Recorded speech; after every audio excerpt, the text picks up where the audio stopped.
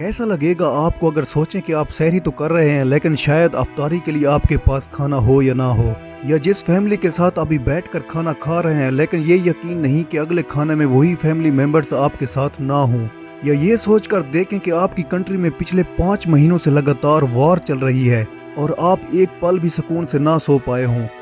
ये सोचकर ही इंसान डर जाता है, लेकिन फ़लस्तीन में तो ऐसा हकीकत में हो रहा है। अब तक 31,341 फ़लस्तीनियन शहीद हो चुके हैं और 73,000 के करीब जख्मी हैं।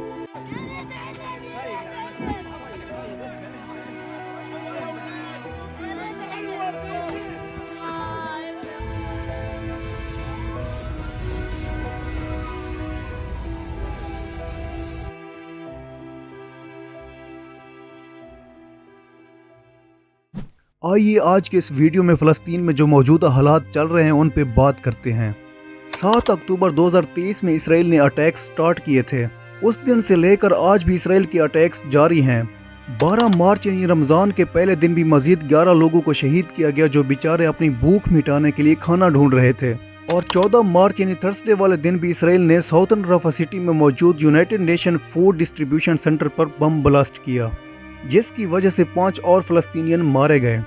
फिर भी सबसे इंटरेस्टिंग बात तो ये है कि रमज़ान के पहले दिन 35,000 लोग इकट्ठा हुए मस्जिद अल अक्सा में नमाज पढ़ने के लिए। ये वार पिछले 5 महीनों से जारी है और अब गाज़ा के हालात ऐसे हैं कि वहाँ पर मौजूद लोगों के खाने के लिए कुछ भी नहीं है। इसराइल ने सारे ज़मीनी रास्तों पर पाबंदी लगाई हुई है ताकि गाज़ा तक मदद ना पहुँच पाए। छोटे छोटे मासूम बच्चों की भूख और प्यास की वजह से मौत हो रही है। अभी अमेरिका ने एक नया प्लान बनाया है कि वो समंदर के जरिए गाज़ा के लोगों तक खुराक पहुंचाएंगे, लेकिन इसका जवाब देते हुए फ़लस्तीनियन नेशनल इनिशिएटिव के सेक्रेटरी जनरल ने कहा है कि अमेरिका बस दिखावा कर रहा है ताकि लोगों की अटेंशन रियल इशू से हट जाए। और वो रियल इशू ये है कि नॉर्थ गाज़ा में इस वक्त 7 लाख लोग भूख से मरने लगे हैं। उन्होंने कहा है कि इसराइल उन लोगों तक खाना पहुँचने ही नहीं दे रहा। इसके अलावा बाकी गाज़ा के लोगों तक भी खाना नहीं पहुँच पा रहा। वेस्ट बैंक में जहां पर लोग मौजूद हैं वहां पर इसराइली मिलिट्री बिल्डोजर्स चलाकर बिल्डिंग्स को गिरा रहे हैं।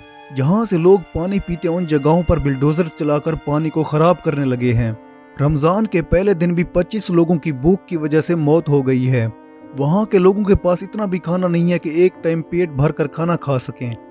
अब सवाल ये उठता है कि आखिर ये सारी कंट्रीज खामोश क्यों हैं।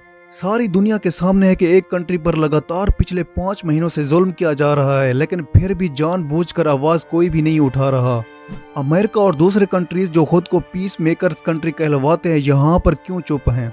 अगर दूसरे कंट्रीज में कोई भी मसला हो तो उसमें अमेरिका और यूनाइटेड नेशंस इन्वॉल्व हो जाते हैं कि दुनिया में अमन बनाए रखो, लेकिन जैसे ही फ़लस्तीन की बारी है तो अब जस्ट दिखावा कर रहे हैं कि हम फ़लस्तीन के लोगों की हेल्प करना चाह रहे हैं। इसके पीछे भी मुस्लिम कंट्रीज का ही कसूर है। अगर बाकी कंट्रीज को ब्रूटैलिटी नहीं देख रही तो कम से कम मुस्लिम कंट्रीज को तो दिखना चाहिए कि फ़लस्तीन में क्या हो रहा है। हकीकत जानने के बाद भी ये कंट्रीज खामोश हैं। अरब कंट्रीज अगर फोर्स करते तो इसराइल ने अब तक अटैक्स रोक दिए होते, या यूनाइटेड नेशंस इसराइल को फोर्स करते तो अब तक ये इशू सॉल्व हो गया होता। लेकिन ये लोग बाहर से दिखावा कर रहे हैं कि फ़लस्तीन के साथ हैं, लेकिन शायद हकीकत में इसराइल के साथ हैं। अगर पाकिस्तान की बात करें तो पाकिस्तान ने इस मामले में चुप ही रहना है, क्योंकि पाकिस्तान खुद ऑलरेडी डिफ़ॉल्ट हो चुका है।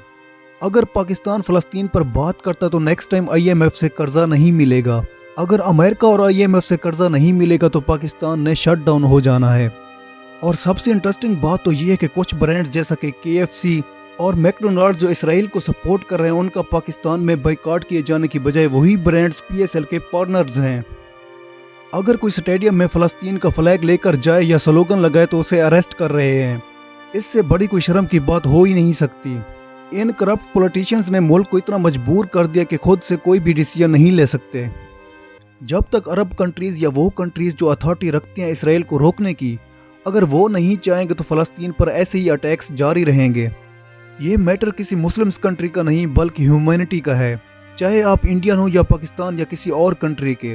अगर आप इंसानियत को सपोर्ट करते हैं तो फ़लस्तीन में होने वाला जुल्म आपको ज़रूर दिखना चाहिए। इस वार से पहले आप किस कंट्री को सपोर्ट करते थे अब ये मैटर नहीं करता, लेकिन अब न्यूट्रल होकर देखें तो आपको दिख जाएगा कि कौन गलत है और कौन सही। वार के यही रूल्स होते हैं कि कम से कम वहाँ के सिटीजन्स को कुछ ना कहा जाए, लेकिन यहाँ पर देख सकते हैं कि जानबूझकर सिटीजन्स पर बम ब्लास्ट किए जा रहे हैं, मासूम बच्चों को मारा जा रहा है इसराइल उन तक खाना भी नहीं पहुंचने दे रहा। अगर वो लोग खाना ढूंढने के लिए निकलें तो उन्हें मार दिया जाता है। इसराइल को चाहिए कि गवर्नमेंट के साथ एग्रीमेंट करे, अगर नहीं हो पा रहा तो कम से कम सिटीजन्स को तो कुछ ना कहा जाए।